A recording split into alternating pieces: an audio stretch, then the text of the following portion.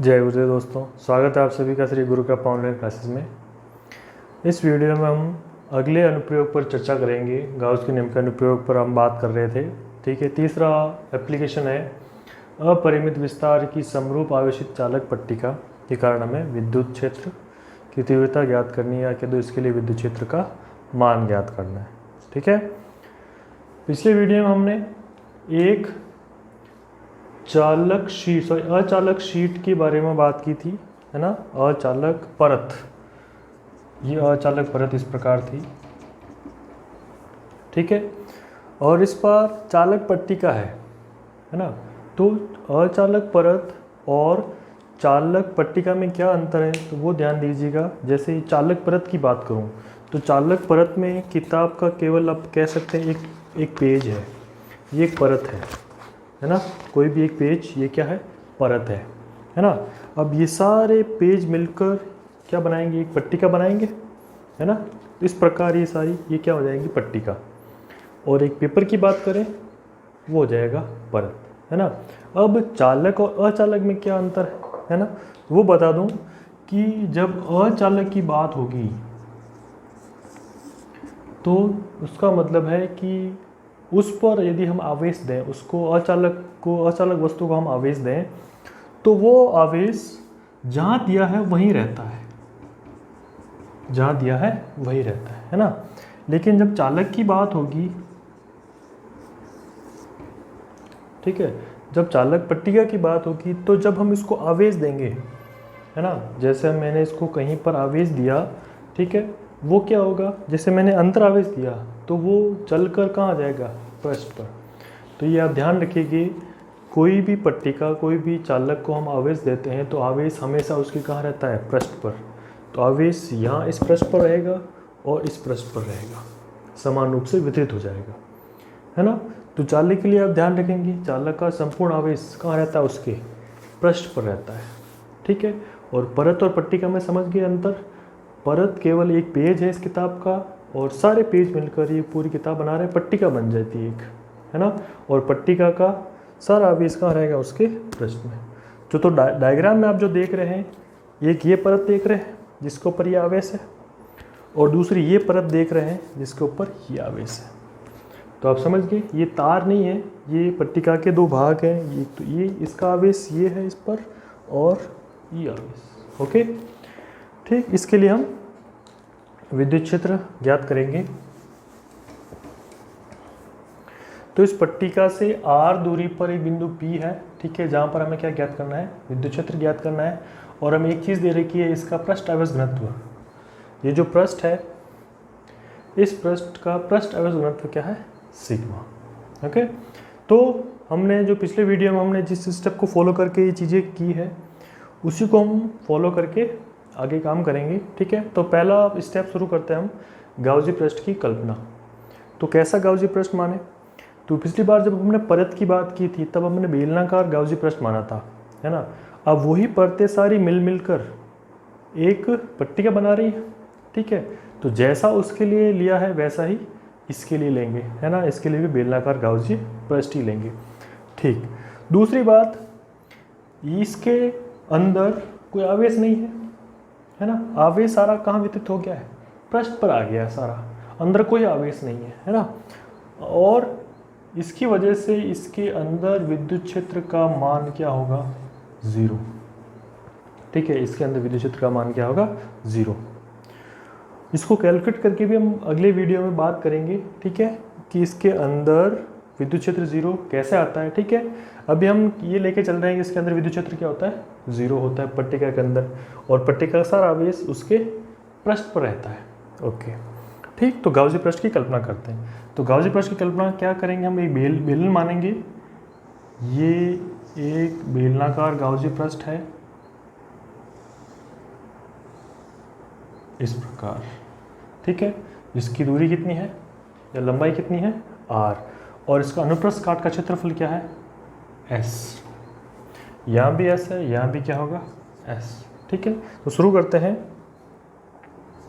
हम। r लंबाई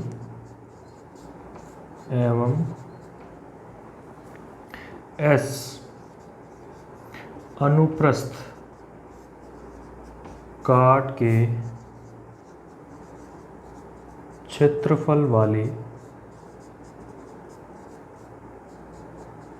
गाउसीय बेलनाकार गाउसीय पृष्ठ की बेलनाकार गाउसीय पृष्ठ की तुलना करते हैं, कल्पना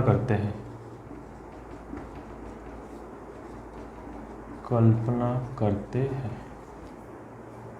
ओके। ये हमारा फर्स्ट स्टेप।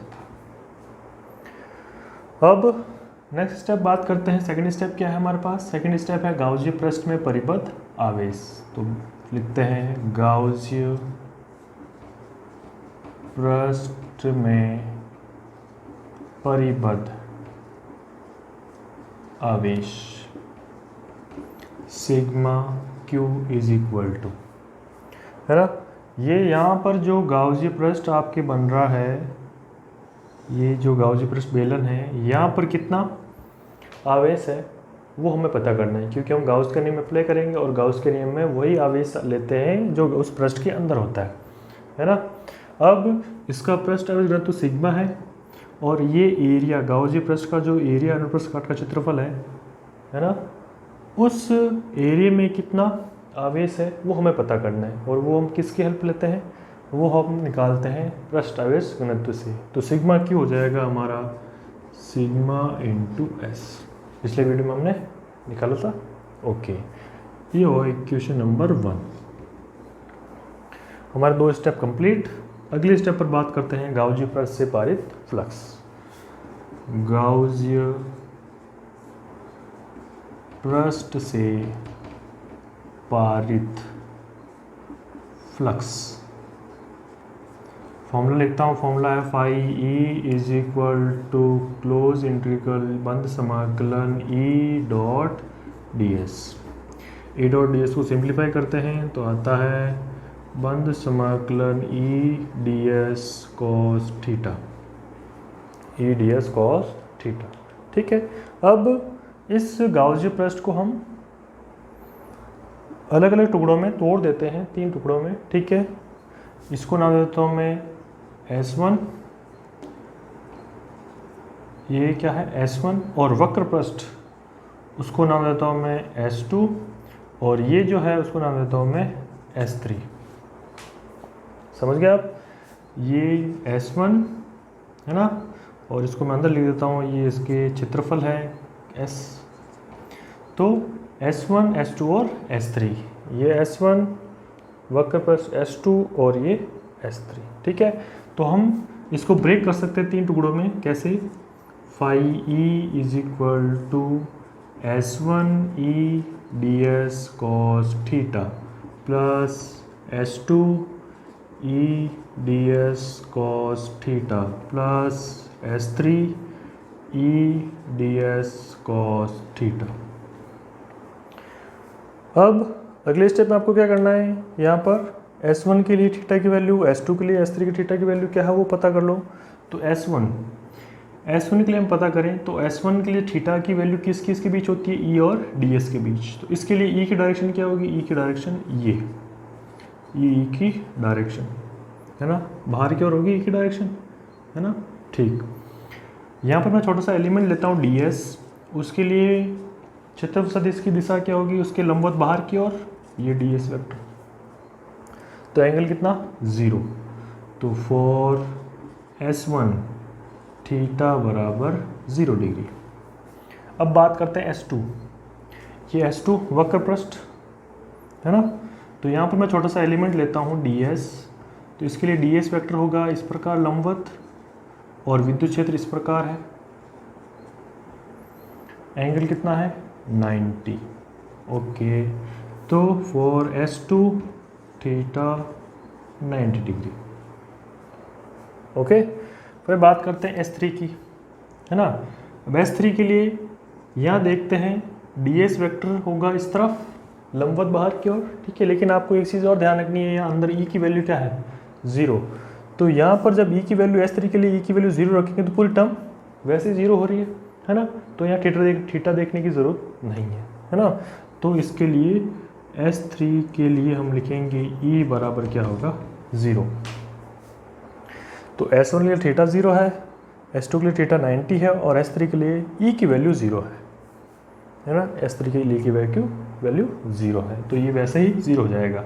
अब रखते हैं वैल्यूज़, तो क्या आता है थीटा की phi E is equal to S1 E ds cos 0 plus S2 यहाँ आ जाएगा E ds cos 90 प्लस ये हो जाएगा 0 है ना, क्योंकि E की वैल्यू क्या है 0।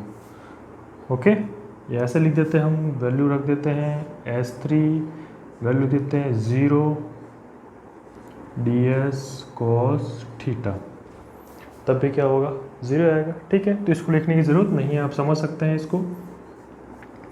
और इसकी वैल्यू भी क्या हो जाएगी 0। तो phi E is equal to समाकलन E ds cos 0 की वैल्यू 1 और ये 0, ये हो जाएगा 0 क्योंकि cos 90 की वैल्यू 0। ओके, अब समाकलन E ds, अब यहाँ से देख रहे हैं आप हर एक पॉइंट पर r की वैल्यू क्या सेम है, तो E भी क्या होगा सेम है ना, तो E आ जाएगा बाहर। तो phi E is equal to E समाकलन S1 ds। अब यहाँ पे देखिए ये S1 ठीक है, और S1 पर ds पर समाकलन है, ठीक है, और ds किसका है S1 का है ना। तो अब बताइए ds सारे जुड़कर क्या बना देंगे S, तो ds का समाकलन क्या देगा हमें टोटल एरिया, इस अनुप्रस्थ काट का क्षेत्रफल जो क्या है S। तो फाई E हमें मिल जाएगा E इंटू S, ये इक्वेशन नंबर हो जाएगी हमारे पास 1 दे चुके हैं हम, ये 2। ओके, तो हमने थर्ड स्टेप कंप्लीट कर लिया, हमारा गाउसीय पृष्ठ से जो फ्लक्स निकल रहा है पारित हो रहा है वो हमने निकाल लिया। ओके, अगले स्टेप की बात करते हैं, क्या करना है अगले स्टेप में, आपको गाउस नियम अप्लाई करना है। तो लिखते हैं गाउस नियम से, गाउस नियम हमें क्या देता है, फ्लक्स के बारे में बताता है।